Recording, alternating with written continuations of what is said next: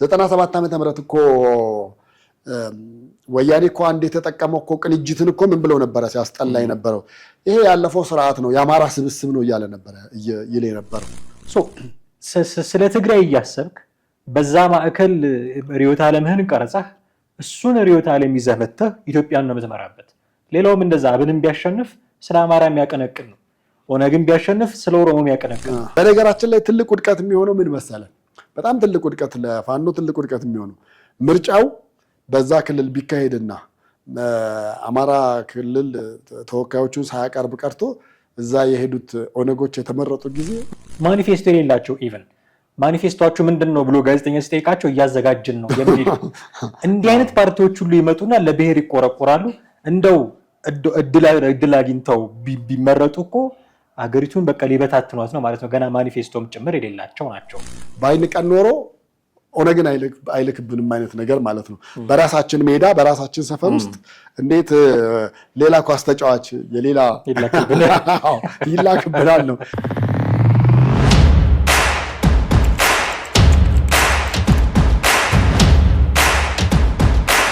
ሰላም ጤና ይስጥልን እንዴት አላችሁ ውድ ቤተሰቦቻችን ይህ ዘኢትዮጵያ የዩቲዩብ ቻናላችን ነው በወቅታዊ ፕሮግራማችን ዳግም ተገናኝተናል ቴዎድሮስ ካሳና ማደገፋ ከእናንተ ጋር ቆይታ እናደርጋለን የተለያዩ ወቅታዊ ጉዳዮችን እናነሳለን በዛሬው ፕሮግራማችን እስከ ፕሮግራማችን ፍጻሜ ድረስ አብራችሁን ትቆዩ ዘንድ የአክብሮት ግብዣችን ነው ከኛ ጋር ሆኖ እስቲ ስለ ምርጫ እናውራ ምርጫ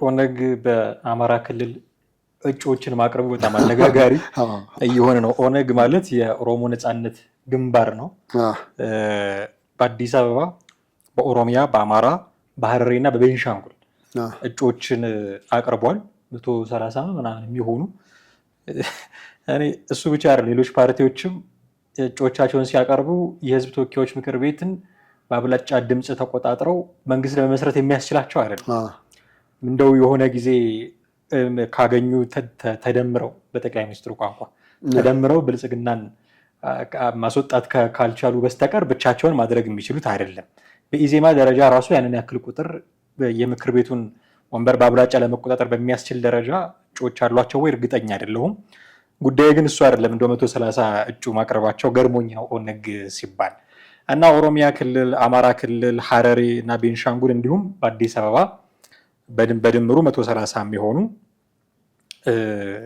አቅርበዋልና አማራ ክልል ላይ ይሄንን ማቅረቡ እጩዎች ማቅረቡ እንዴት የሚል ጥያቄ እንዲያነሱ አድርጓቸዋል ሰዎችን ለምን ማቅረብ አይችልም ስለ ፌደራሊዝሙ ልታነሳ ትችላለህ አሁን ራስን በራስ ማስተዳደር ነው የሚባለው አይደለም እንጂም ሲባል እንሰማለን ሪሊ እንደዛ ነው ወይ ምናልባት ጥናት ሊፈልግ ይችላል ራስን በራስ ማስተዳደር ሲባል ለምሳሌ አዲስ አበባ እንደምሳሌ ብንወስድ አዲስ አበባ ራሷን በራሷ ያስተዳደረች ነው ምንለው የአዲስ አበባ ተወላጅ የሆነ ሰው ሲመራት ነው ወይንስ ከየትም የመጣውን ሰው የአዲስ አበባ ተወላጅ ሲመርጥ ነው የሚል ጥያቄ ታነሳለህ አሁን ባለው ሁኔታ አዲስ አበባ ተወላጅ አይደለም እየመራት ያለው አሁን ባለው ሳይሆን በታሪኳ አዲስ አበባ የአዲስ አበባ ተወላጅ መርጦት አያውቅም ራሷን በራሷ ያስተዳደረች ነው የሚል ጥያቄ አሁን የምታነሳው እንደዛ ነው ሪሊ ኮንሴፕቱ ምንድነው ትርጉሙ ራስን በራስ ማስተዳደር ራሱ የአዲስ አበባ ልጅ ሲመራ ነው ከንቲባ ሆኖ ወይንስ የአዲስ አበባ ልጅ አይ ይሄ ሰው ይመርጥ ይሆነኛል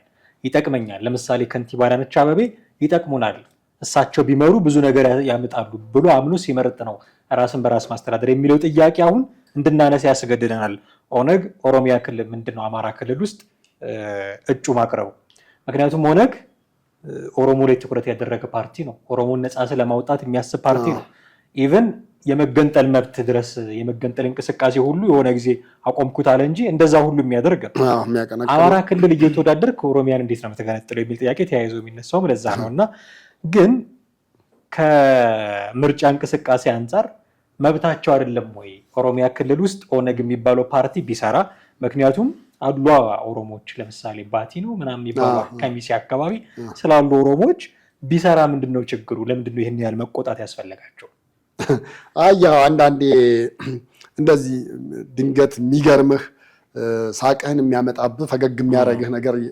ይኖራል መወዳደር መብት ነው መሄዳቸውም አግባብነት አለው አዎ አለው የሚለውን ነገር ልታየው የምትችልበት ነገር አለ ግን ከምን አንጻር መሰለህ እኔ አሁን ገና መጀመሪያ ሁላችንም ስንሰማ የደነገጥ ነው የገረመን አንድ ምናልባት አንተም ታውቀዋለህ ብዬ አስባለሁኝ ጎንደር ውስጥ የተደረገ እንደ ቀልድ የተነገረ ነው እንግዲህ እውነትም ሊሆን ይችላል ብዬ አስባለሁና አማርኛ መምህር ሆኖ ከጎንደር ውስጥ ተቀጠረ ምናምን ተባለና ከዛ ከየት ነው የመጣው ሲባል ከወለጋ ሲል ጉድበል ጎንደር አለ ከወለጋ መጣው አማርኛ አፈን የፈታበትን እሱ ሊያስተምር እሱ የሚያስተምር ሳይንሱን ነው በቃ ሳይንሱን ነው የሚያስተምርህ እንጂ አፈን የፈታበትን ቋንቋ እየተነተነ እንዲያርገው በዚህ ወጣ በዚህ ገባ አይደለም ማስተማር ኦሬዲ ሳይንስ ነው ራሱን የቻለና በዛ መታየት አለበት ነው ይሄ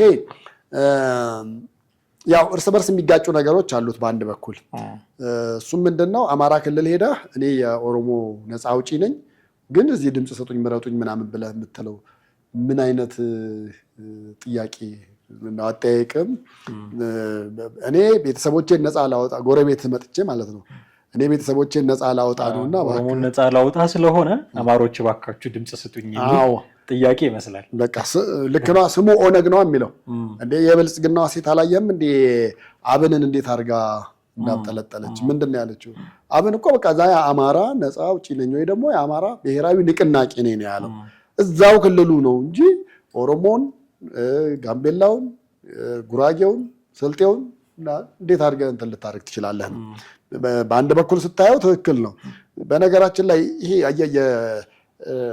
ፌደራሊዝምን አንዳንዴ ስታስኬድ አንደኛውና ትልቁ ችግሩ የሚሆነው እሱ ነው የፓርቲ ስምና ስያሜ ይሆናል በጣም በዚህ ጉዳይ እነ መረራ ተቸግረው እንደነበረ በጣም ብዙ ጊዜ ተደጋጋሚ ሲናገሩ ነበረ በቃ ከኦሮሚያ ክልል ውጪ ሌላ ቦታ ሄደን ምረጡን ማለት አልቻልንም ምክንያቱም እንዳንል በቃ ኦፌክ ሆነ የኦሮሞ ፌደራሊስት ነው የሚለው አስበው እስቲ አሁን የኦሮሞ ፌደራሊስት ሆነ ትግራይ ክልል ሄደ ኦሮሞ ፌደራሊስት ነው ማለት ብለህ ብትል ከኛ ጋር ምን ያገናኘዋል ከኛ ጋር ምን ያገናኘዋል ምን የምትባለውና አሁንም ጥያቄው ትንሽ ግራ ያጋባውና እንትን ያለው እናኛ ምን አገባን አይነት ነገር ይመስለኛል በእርግጥ ነው እዛ አማራ ክልሎች በተወሰነ እንትኖች አሉ የኦሮሚያ ልዩ ዞኖች አሉ ልዩ ዞኖቹ ላይ በተወሰነ መንገድ ሊሆን ይችላል ከዛ በዘለለ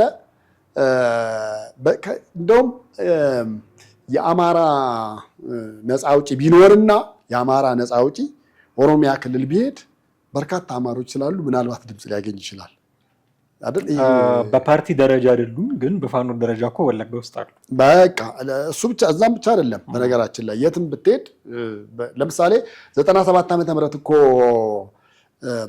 ወያኔ እኮ አንድ የተጠቀመው እኮ ቅንጅትን እኮ ምን ብለው ነበረ ሲያስጠላ የነበረው ይሄ ያለፈው ስርዓት ነው የአማራ ስብስብ ነው እያለ ነበረ ይል የነበረው እንግዲህ አስበው ከባሌ አንስተህ እስከ ትግራይ ድረስ ቅንጅትን የመምረጥ እድሉ ነበረ ተመርጦ ነበር ብዙ ከተሞች ቅንጅት ተመርጦ ነበር which means የአማራ ነው እየተባለም እየተነገረ እኮ ነው ማለት ያለፈው ስርዓት ናፋቂ ናቸው አንድነትን ነው የሚሰብኩ አንድነትን ነው የሚፈልጉት ፌደራሊዝሙን አይፈልጉም እየተባለ እየተነገራቸው ደርግን ሊያመጡ ነው ደርግ ናቸው እየተባለ ነው ሰው አዎ ይሁኑ ከናንተ ይሻሉናል ብሎ ድምጽ የሰጣቸው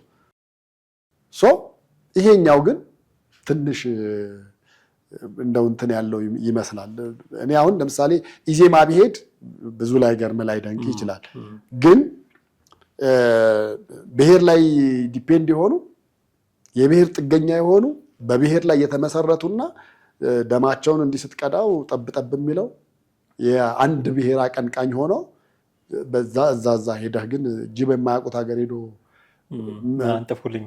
እንደዛ አይነት ነገር ያ ተረት መተረቱ አይቀርም እንደዛ መባሉ አይቀርምና እኔም መጀመሪያ ሳየው በቃ ምርጫ ውስጥ ደግሞ የሆነ ፈገግ እንድንል አንዳንድ ነገር ነው ሲሪየስ ከሚሆን ፖለቲካ ኢሹ ከሚመስል ትንሽ ዘና እንድንል ታስቦ እየተደረገ ነው ምናምን ብዬ ነበር ግን ሳየው ደግሞ ቁጥሩ በጣም ብዙ ነው እንደገና ሊኬድ የታሰበባቸው ቦታዎች ምናምን ስታያቸው ደግሞ ትላለህ እና ትንሽ ፈገግ ያሰኛል ግን ደግሞ እንግዲህ በዚህ መቼም እዛ ክልል ጦር በአሁኑ ወቅት ምርጫ አይደለም ፓርቲ ቀርቶ ምርጫ ቦርድ ራሱ እንዳይንቀሳቀስ እየተደረገ ነው ያለው። እዛ አካባቢ ያለው ነገር ጥሩ ባይሆንም ግን ይሄ በሆነበት ሁኔታ ላይ ደግሞ እዛ ሄደን ምርጫ ቅስቀሳ እናደርጋለን ወይ ደግሞ የምርጫ ፖስተራችን እንለጥፋለን፣ እጩ እናቀርባለን ማለት ሌላ ጸብ የለሽ በዳቦ ምናምን የሚያስመስለው ነገር ያለ ይመስለኛል ሳስበው።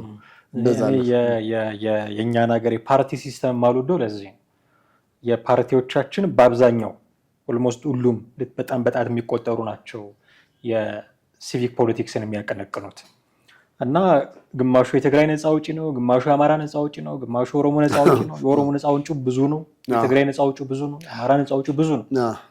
እና እንደዛ ሆኖ አሁን ለምሳሌ ህወሓት ያው ኢህአዴግ ነው እንበለው እንጂ ይመራ የነበረው ህወሓት ህዝባዊ ወያኔ ሓርነት ትግራይ ትህነግ ነው ሲተረጎም፣ የትግራይ ህዝብ ነፃ አውጪ ግንባር ስትመሰረት ርዕዮተ ዓለምህን ስትቀርጽ የትግራይ ህዝብን ማዕከል አድርገህም ሀገር ስትመራ ግን የኢትዮጵያን ነው የምትመራው። ኢህአዴግን የሚዘውር የነበረው እሱ። ስለ ትግራይ እያሰብክ በዛ ማዕከል ርዕዮተ ዓለምህን ቀርጸህ እሱን ርዕዮተ ዓለም ይዘህ መጥተህ ኢትዮጵያን ነው የምትመራበት። ሌላውም እንደዛ አብንም ቢያሸንፍ ስለ አማራ የሚያቀነቅን ነው፣ ኦነግን ቢያሸንፍ ስለ ኦሮሞ የሚያቀነቅን ነው። እና ወጥተው ኢትዮጵያን ስለመምራት ነው ምርጫ የሚወዳደሩት። ህዝብ ተወካዮች ምክር ቤት ገብቶ ወንበር ስለማሸነፍ ከዛ እንደውም ምርጫ ክርክር ላይ እኔ በጣም የሚገርመኝ ነገር ምርጫ ክርክር ላይ ቁጭ ብሎ አሁን የአብን ሰውዬ ስለ ውጭ ፖሊሲ ይከራከራል እንዴ! የአማራ ክልል የውጭ ፖሊሲ ግንኙነት ማድረግ አይችልም። የተመሰረቱት ግን እነዚህ ሰዎች ስለ አማራ ክልል ብለው ነው፣ የአማራ ብሔራዊ ንቅናቄ ብለው ነው የተመሰረቱት እና ስለ ውጭ ፖሊሲ ክርክር ያደርጋል ምናምን። መጀመሪያ ሜዳውን ማስተካከል ያስፈልጋል፣ ስያሜውን ማስተካከል ያስፈልጋል ብዬ አስባለሁ። ምርጫ ከመደረጉ በፊት ሁሉም ለሁሉም የሚመለከተው አይነት መዋቅር መፍጠር አለበት። አሁን ይሄ ማለት የመላው ኢትዮጵያን የሚያማክል ፓርቲ መሆን አለበት ስትል ኦሮሞነትን የሚገፋ ማለት አይደለም፣ አማራነትን ትግራይነትን የሚገፋ ማለት አይደለም። መብታቸውን ልታስከበርላቸው ትችላለህ፣ ግን ሁሉንም በእኩል አይን ማየት የምትችለው ኢትዮጵያዊ ፓርቲ ስትሆን ነው። አብን ስልጣን ላይ ቢወጣ ከኦሮሞ በፊት አማራውን ነው የሚያስቀድመው። ይሄ ናቹራል ነው ከተፈጠረበት መዋቅር አንጻር። ኦነግ ስልጣን ላይ ቢወጣ ከአማራው በፊት ኦሮሞን ነው የሚያስቀድመው፣ ለነሱ ናቹራል ነው ይሄ። እንዴ ለምን ብትላቸው እኔ ከኦነግ ነኝ የኦሮሞ ነፃነት ግንባር ነኝ ምን አገባኝ ቢል ከተመረጠ በኋላ ምን ታደርገዋለህ? እንደዛ ማለት አለበት እያልኩኝ አይደለም፣ ቢመረጥም ግን ሲስተሙ ይሄንን ነው የሚፈቅደው።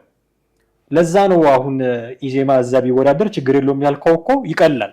አሁን ኢዜማ ሄዶ ኦሮሚያም አማራም ጉራጌም ቢወዳደር ይቀላል። ኢቨን ኢሃፓም እንደዛው፣ ኢሃፓም በጣም ይቀላል። ምክንያቱም ራሳቸውን በብሔር የቀነበቡ አይደሉም፣ ርዕዮተ ዓለማቸው ለሆነ ሰፈር የሚሆን አይደለም። ስለዚህ ሄደው ቢወዳደሩ ኢስ ፋይን ትላለህ።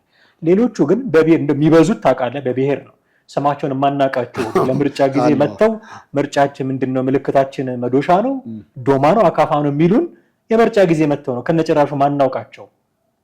ማኒፌስቶ የሌላቸው ኢቭን ማኒፌስቶአችሁ ምንድነው ብሎ ጋዜጠኛ ሲጠይቃቸው እያዘጋጅን ነው የሚሉ እንዲህ አይነት ፓርቲዎች ሁሉ ይመጡና ለብሔር ይቆረቆራሉ።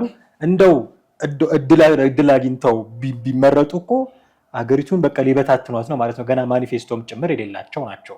እና ሲስተሙ ትንሽ ባሰብኩት ቁጥር ሁሌ የሚቆረቆረኝ እሱ ነው። ለዛ ነው በዚህ ደረጃ ስናወራበትም የሚገርመኝ።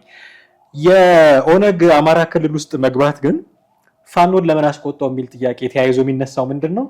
ፋኖ ከነጨራሹ ምርጫ ከልክሏል። እንደምታውቀው አማራ ክልል ውስጥ ብቻ አይደለም፣ በቃ ከመንግስት ጋር ስላበራችሁ ጠላቴ ናችሁ፣ ምርጫ ላይ የምትሳተፉ ከሆነ ጠላቴ ናችሁ። በዛ የአስረስ መግለጫ መሰረት ኦነግ አሁን የፋኖ ጠላት ነው ማለት ነው። ምክንያቱም ምርጫ ውስጥ እየተወዳደረ ነው። ከምርጫ መወዳደርም አልፎ አማራ ክልል ውስጥ እጩ አቅርቧል እና ሁሉንም ፓርቲዎች ሁሉንም መራጮች መንግስትንም ጭምር ምርጫ መደረግ የለበትም እኛ የህልውና ትግል ላይ ስለሆነን ብሎ የሚያምን ሰው ለምንድነው የኦነግ በዚህ ደረጃ የቆረቆረው የሚል ጥያቄውን ማንሳት አለብን። እዛ ክልል ውስጥ ኢዜማ ምርጫ ያቀርባል፣ ብልጽግናም ያቀርባል። ኦነግ ሲያቀርብ ለምንድነው ራስ ምታት የሆነባቸው? አየህ አሁን እነዛ እኛ ለማለት ያህል አልነው እንጂ ቢያቀርብም ችግር የለውም። እነዚህ ግን ከመጡ የሆነ ሴራ አለ የሚል አንደርስታንዲንግ አላቸው። ከከለከልክ ለሁሉም ነው የምትከለክለው። ዲግሪም እኩል ነው የሚሆነው። ብልጽግናንም ኢዜማንም ኦነግንም የምትቃወምበት መጠን እኩል ነው የሚሆነው። ልክ እነዛኞቹ እንትን ሲሉ እና ኦነግ ሲመጣ የሚቆረቁራቸው ከሆነ ለምን ነው ኦነግ ላይ በዚህ ደረጃ ቁጡ መሆን ያስፈልጋቸው? የዘመነ ካሴና የዳውድ ኢብሳ የግል ጸብ አይ እንትን አሁን መንግስት የሆነ ፈን ለመፍጠር ወይ ደግሞ የሆነ ፋኖን ከመናቅ እንዳደረገው አድርገው ሶሻል ሚዲያ ላይ የሰሩት ሁሉ አይቼ ነበር። ባይንቀን ኖሮ ኦነግን አይልክብንም አይነት ነገር ማለት ነው። በራሳችን ሜዳ በራሳችን ሰፈር ውስጥ እንዴት ሌላ ኳስ ተጫዋች የሌላ ይላክብናል ነው። ያውም ብሔርተኛ የሆነ እኮ ነው። ለምን እንትን ቢሆን እኮ ችግር የለውም። ምንድነው ስሙ አሁን ህብረ ብሔራዊ ነው እንደና ዜማ እናት ምናምን የሚባሉት እናት ፓርቲ ብላ ብልጽግናን ምን ውስጥ ነው የምንመድበው? እሱ እንግዲህ ሁለቱም ጋር ነው ያለው። ሁለቱንም የረገጠ ነው፣ ሁሉንም ያካለለ ነው። ግን ደግሞ ውስጡ የኦሮሞ ብልጽግና፣ አማራ ብልጽግና የሚለው የአማራ ብልጽግና አለ። ያው ኢህአዲግ ስትገለብጠው ነው አይደለ? ብልጽግና እንደዛ አይደለ ብለህ እኔን አትጨምረኝ። አንተ አቋም እውነታው እሱ ነው። ምክንያቱም ጀስት የቤኒሻንጉል ብልጽግና አለ፣ የኦሮሞ ብልጽግና፣ የአማራ ብልጽግና ምናምን አለ። በፊት በአዴን ኦህዴድ ህወሓት ነበረ። አሁን የአማራ ብልጽግና ምናምን ምንም የቃላት ለውጥና የስም ለውጥ ነው እንጂ ሌሎች ነገሮች ላይ ለውጥ አላየንም። ለውጥ አላየንም ስለ ህገ መንግስቱንም ጨምሮ ነው የምልህ። ህገ መንግስቱንም ጨምሮ ሰው ለውጡ ሲመጣ አንደኛው ትልቁ እሳቤ የነበረው ህገ መንግስቱ ላይ በጣም መሰረታዊ ለውጥ ይመጣል ምናምን ባለውን ነገር ነበረ እንጂ መደመር ብቻ ዝም ብለህ እየተጨመርክ በመሄድ እሳቤ ብቻ አልነበረም። እና ከዛ አንጻር ነው ይሄ አሁን የተሄደውና በተለይ ፋኖን በጣም የቆረቆረው ራሱን እንደተናቀ አድርጎ ነው የወሰደ። እኔ ምርጫ ከለክላለሁ ጭራሽ ደግሞ ዝመት ላይ ያዘምትብኝ አይነት ነገር ነው ማለት ነው። በቃ እኛ አንመርጥም ካሉ እነሱ አስበው። በነገራችን ላይ ትልቅ ውድቀት የሚሆነው ምን መሰለህ? በጣም ትልቅ ውድቀት ለፋኖ ትልቅ ውድቀት የሚሆነው ምርጫው በዛ ክልል ቢካሄድና አማራ ክልል ተወካዮቹን ሳያቀርብ ቀርቶ እዛ የሄዱት ኦነጎች የተመረጡ ጊዜ የመጨረሻ ትልቅ መተረቻና በዘመን ለትውልድ ሲተላለፍ የሚቆይ ነገር ነው የሚሆነው እና ለእነሱም ትልቅ ውድቀት ትልቅ ሞት ነው ሊሆን የሚችለው። ስለዚህ ምርጫ ውስጥ የኦነግ መሳተፍን በመጀመሪያ ደረጃ ተቃዋሚዎች እነሱ ሊሆኑ ይችላሉ ብዬ አስባለሁ። ከዛ ውጭ ደግሞ የአማራ ልሂቃን ብለህ የምትላቸው አቀንቃኞች። በነገራችን ላይ አሁን እኮ እኔ አንዳንዴ የሚያስቀንም ነገር ምን መሰለህ? ለምሳሌ የጉራጌ ነፃ አውጪ ቢኖርና እዛ ቢሄድ እርግጠኛ ነኝ ፋኖ ብዙ ላይ ቆረቆረው ይችላል፣ ምንም ላይ መስለው ይችላል። የትግራይም ቢሄድ ያው የተወሰነ ትግራዋይ የሆኑም ይኖራሉ አማራ ክልል ስላሉ እነሱ ለመግባት በግልም መወዳደር ቢፈልጉ ወይ ደግሞ በአንዱ ፓርቲ ውስጥ ታቅፈው ቢሆን ድምፅ ለመስጠት እርግጠኛ ነኝ ብዙ አይቸገሩም። ግን ኦነግ ሲሆን ደግሞ ትንሽ ነገሩን ከበድ ያደርገዋል ብዬ አስባለሁ። እንደ ቦይንግ አውሮፕላን ነው ከበድ የሚልበት እንዲህ ከላይ ተምዘግዝጎ እንደመጣ። አሁን ያወዳደቁ ከባድ ነው የሚሆነው። ያ ቢወድቅባቸውና ላያቸው ላይ እዛ ትንሽም ቢሆን የ5 ሰው ድምፅ እንኳ ቢያገኙ እንደ ኢንጂነር ይልቃል ባይሆኑ እንደዛ የ5 ሰው እንኳ ቢሆን በጣም ከባድ ነው የሚሆነው ነገሩ እና ለዛም ይመስለኛል ተንቀናል አይነት ነገርም ነው የላከብን። እኛ እንሳተፍም ብለን ሌላው አይሳተፍም ብለን ስንል ከነጭራሹ ደግሞ ኦነግን እንዴት ይልክብናል የእኛ ተቃራኒ የሆነ አይነት ነገር የሚል እሳቤ ከዛ በመነሳት ነው ብዬ ነው የማስበውና ግን ሂደቱን የምናየው ነው የሚሆነው። መቼም እንደዚህ ያለ መቼም የምርጫ ሂደቱ ሲጠናቀቅ እንዴት ባለ ሁኔታ እንደሚጠናቀቅ አይተን ደግሞ አንዳንድ ነገሮችን ማንሳታችን የሚቀር አይመስልም። እጅግ አድርጌ አመሰግናለሁ ቴዲ። ውድ ቤተሰቦቻችን እናንተም ከኛ ጋር ነበራችሁ ቆይታ እጅግ አድርገን ነው የምናመሰግናችሁ። የዛሬውን ፕሮግራማችንን እዚህ ላይ አብቅተናል። የተለያዩ አይነት ሀሳብ አስተያየቶች እንደሚኖራችሁ ግልጽ ነው። በተለመደው መንገድ ልታደርሱን ትችላላችሁ። ለሚቀጥለው ፕሮግራማችን ግብአት ስለሚሆንን እሱን ማድረጋችሁን አትዘንጉ እያለን እዚህ ላይ እንሰናበታችኋለን። ቴዎድሮስ ካሳና ማህደግፋ ነበርን። ጤና ይስጥልን።